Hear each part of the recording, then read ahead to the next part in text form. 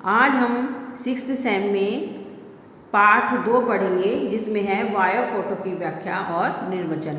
ये है chapter 2 semester 6th। इसमें क्या प्रश्न आ जाता है, क्या प्रश्न पूछ लेते हैं कई बार, वायो फोटो की व्याख्या करो तथा वायो फोटो की व्याख्या के आधार स्पष्ट करो। ये प्रश्न आ जाता है। ये 6 सेमेस्टर में पार्ट 2 है। तो इसमें हम क्या व्याख्या से मतलब, पहले भी मैंने बताया वायो फोटो किसको बोलते हैं, एयर फोटोग्राफ।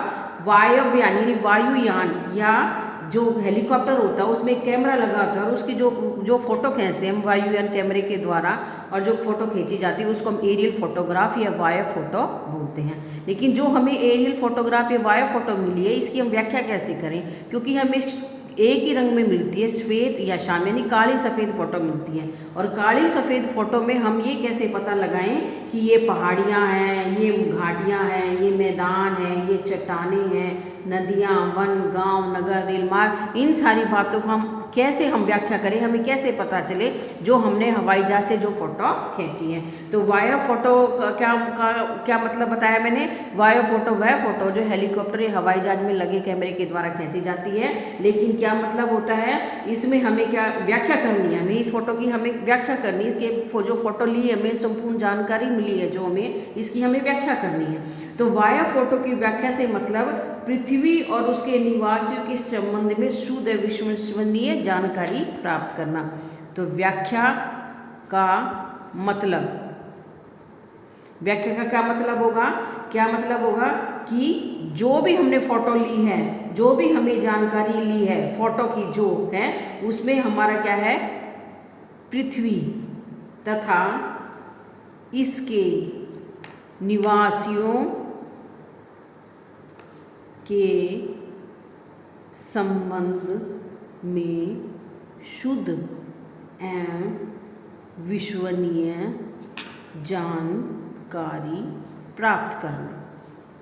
बस यही हमारा उद्देश्य है कि हमें संपूर्ण अच्छे से जानकारी प्राप्त मिल जाए, जो भी हमने किसी भी एरिया से जो फोटो खींची है, कि ये पहाड़ियाँ हैं, कि ये नदियाँ हैं, कि ये घास के मैदान हैं, कि ये चट्टानें हैं या वन प्रदेश हैं, गांव है, नगर है, सड़क है, ये सारी बातों का जो हम व्याख्या करें वो उस एरियल फोटोग्राफी उसकी शुद्ध हमें पूर्ण जानकारी हमें मिल जाए। क्योंकि हमें क्या हो जाता है, आधुनिक युग में जो वायु की जो हमने फोटो ली है उसकी संपूर्ण सुव्यवस्थित संपूर्ण जानकारी प्राप्त करना हमारा एक विषय वस्तु है।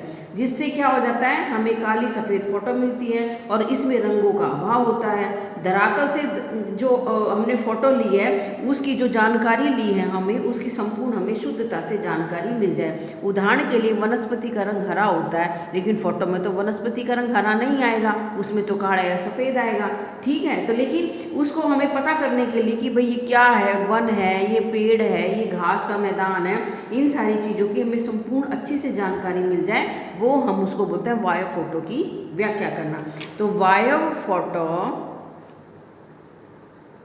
की व्याख्या के कुछ आधार बनते हैं। जैसे कुछ आधार यानी basis of aerial photograph interpretation, इसको हम बोलते हैं, व्याख्या को बोलते हैं इंटरप्रिटेशन।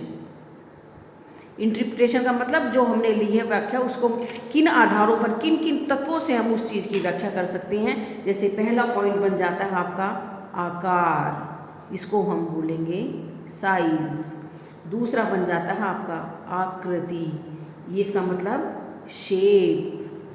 तीसरा आधार बन जाता है आपका गठन, गठन का मतलब टेक्सचर। चौथा आधार बन जाता है आपका आभा, आभा का मतलब टोन और शेड। इसके अलावा 5वां पॉइंट बन जाता है आपका परछाई। परछाई का मतलब शेडो। शेडो। और ये जो पॉइंट्स हैं यानी आकार, आकृति, गठन और आपका ये आपका टोन और आपकी परछाई, इन सारी 4-5 चीज़ों से हम उस चीज़ के बारे में, उस वस्तु के बारे में पता कर लेते हैं, हम उसकी व्याख्या कर सकते हैं। जैसे मैं पहला पॉइंट बोलती हूँ, आकार। आकार का क्या मतलब हुआ?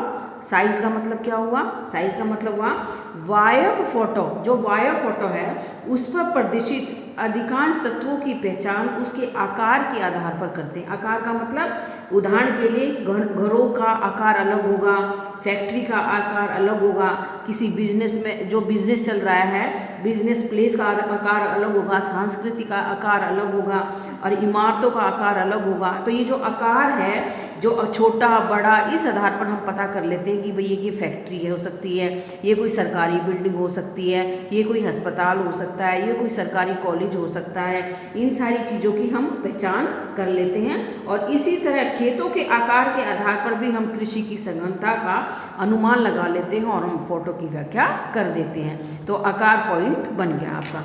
फिर आ जाता है आपका सेकंड चीज़ बन जाती है आकृति, शेप। शेप से हम किसी फोटो की व्याख्या कैसे करेंगे? जैसे जो एरियल फोटोग्राफ होती है उस पर प्रदर्शित तत्वों की आकृति यानी जो शेप है उसके अध्ययन की भी से भी हमें बड़ी सहायता मिलती है। आकृति यानी शेप, यानी इसका मतलब क्या हुआ? सामान्य परिस्थितियों में प्राकृतिक लक्षणों का आकार जो होता है वो अनियमित होता है। जैसे नदी अपनी स्वतंत्र दिशा में बहेगी, उसमें अनियमितता आएगी। पहाड़ियाँ होंगी वो अनियमित रूप से होंगी, लेकिन मानव के जो लक्षण होंगे यानी जो मकान होंगे, फैक्ट्रियाँ होंगी, बड़ी ही आकृति में वो मकान बनाएंगे, अपने खेत का आकार देंगे। और ये जो इन चीज़ों में एक रेगुलरिटी मिलती है, मानव के द्वारा जो चीज़ बनती है उसमें रेगुलरिटी मिलती है, एक आकार मिलता है, इसमें आकृति मिलती है। जबकि प्राकृति के जो शेप और जो बनते हैं उनके आकार नहीं मिलते। उदाहरण के लिए लोगों के घर, कारखाने, सड़क, रेल मार्ग, नहर, खेत के मैदान, बाग बगीचे आदि सभी लक्षणों की हम ज्यामितीय आकृति निर्मित होती है। ज्योमेट्री होती है, उसकी निर्मित होती है। इसके विपरीत नदी, तालाब, ये जो प्रकृति के द्वारा जो आकृति बनाई जाती हैं, नदी, तालाब, झील, वन, क्षेत्र, मरुस्थल आदि की आकृति ज्यामिति यानी इनकी कोई लंबाई चौड़ाई कुछ नहीं होता, इसलिए हमें पता चल जाता है कि प्रकृति के द्वारा बनाई हुई आकृति है। और मानव की द्वारा आकृति की एक ज्यामिति होती है, उसकी लंबाई, चौड़ाई, गहराई वो समान होती है, इसलिए उसमें आकृति सेम होती है। तो इससे हमें क्या पता चल जाता है? अतः विभिन्न तत्वों की आकृति को देखकर इस बात का अनुमान लगाया जा सकता है कि ये किस वर्ग के तत्व है, कि ये मानवकृत वर्ग के तत्व हैं कि ये सांस्कृतिक वर्ग के तत्व हैं। अब आपका सेकंड शेप आ जाता है गठन। गठन का मतलब क्या हुआ? गठन का मतलब हुआ टेक्सचर। टेक्सचर का मतलब वायर फोटो के में किसी भी आभा की बनावट उसमें मिलने वाले लघु अंतरों के प्रतिरूप में गठन होता है। यानी जो दृढ़ता बनी होती है हर कण की, उन वायर फोटो पर किसी वस्तु को आभा संबंध उसके गठन से होता है। गठन प्रकार से हो सकता है, जैसे समान गठन हो सकता है जिसको हम स्मूथ बोलते हैं, स्मूथ गठन हो सकता है। चित कबरा गठन हो सकता है जिसको हम मोटेड बोल जाते हैं, मोटेड। फिर आगे धारीदार हो सकता है, धारीदार गठन हो सकता है जिसको हम स्ट्रिक्ट बोलते थे, यानी धारी यानी स्ट्रिक्स बनी होती हैं उसमें, उसको स्ट्रिक्ट बोलते हैं, गठन बना होता है। उदाहरण के लिए जूते हुए, एग्जाम्पल के लिए मैं आपको बोलूँगी कि जो हमने खेत जोता हुआ होगा जिसमें हल चला होगा उसके अंदर धारीदार गठन होगा।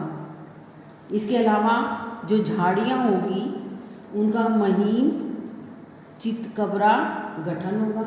और वनों का कैसा गठन होगा? वनों का मोटा चितकबरा गठन होगा।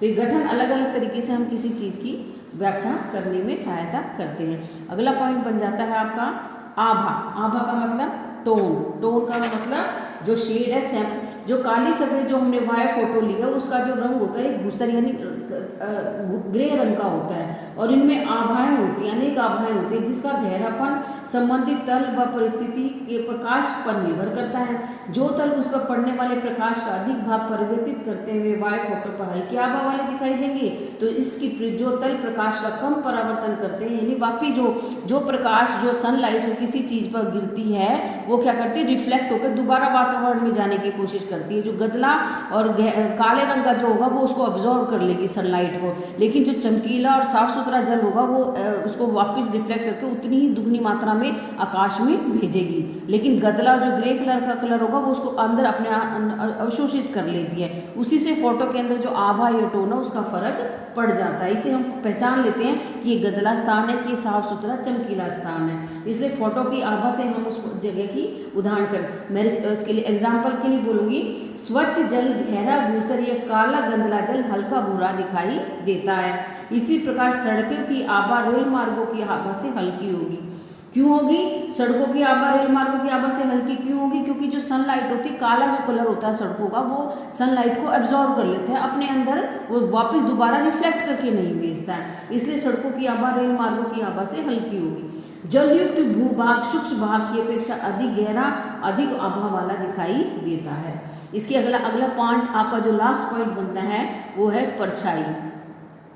परछाई के द्वारा शैडो के द्वारा हम एक एरियल फोटोग्राफी व्याख्या कैसे करेंगे? जितनी भी परछाइयाँ होती हैं, परछाई की स्थिति से हम उस तथ्य का पता लगा लेते हैं कि संबंधित विवरण, यानी जो भी पॉइंट है, जो भी सब्जेक्ट है, वह सामान्य धरातल से ऊंचा है कि नीचा है। यदि संबंधित विवरण की परछाई उसके बाहर है तो विवरण सामान्य धरातल से ऊंचा होगा। इसके विपरीत यदि परछाई संबंधित वितरण के अंदर है तो वितरण सामान्य धरातल से नीचा होगा। परछाइयाँ वायु फोटो में विभिन्न प्रकार के तत्वों की ऊंचाई का अनुमान लगाने में सहायक होती हैं। उदाहरण के लिए हम वायु फोटो पर अंकित किसी एक वस्तु की ऊंचाई का पता लगा लेते हैं, उस वस्तु की ऊंचाई की परछाई की लंबाई के बाद अनेक वस्तु की ऊंचाइयों का भी हम पता कर लेते हैं। यदि वायु फोटो लेने का समय संबंधित क्षेत्र के अक्षांशीय विस्तार का पता हो तो विभिन्न वस्तु की परछाइयों को देखकर हम वायु फोटो की दिशा को निश्चित हम कर लेते हैं। इसके अलावा जब फोटो खींची जाती है, वो अगर वातावरण साफ सुथरा होगा, कोई धूल मिट्टी नहीं होगी, तो बड़ी अच्छी ही फोटो दिखाई देती है। सबसे अच्छा फोटो खींचने का जो आदर्श समय है सुबह 8 बजे से और शाम को 4 बजे के बाद जो हम हवाई जहाज से फोटो खींचते हैं वो खींच